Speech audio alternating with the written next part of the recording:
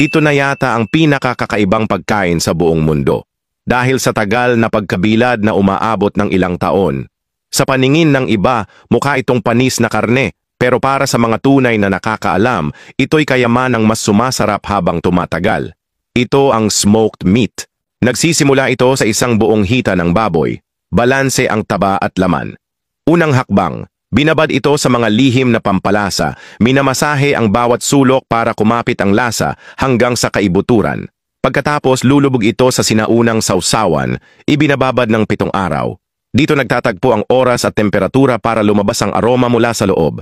Sunod, isasabit ito sa ilalim ng bubungan ng bahay, doon sa lugar kung saan dumadaan ang malamig na hangin araw-araw.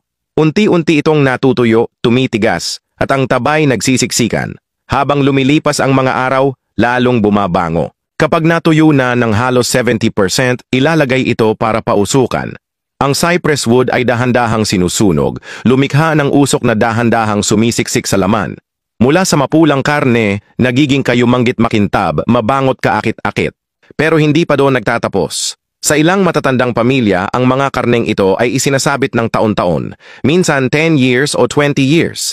Hindi ginagalaw, basta't iniikot lang ang tali, iniiwas sa araw at pinoprotektahan laban sa hamog.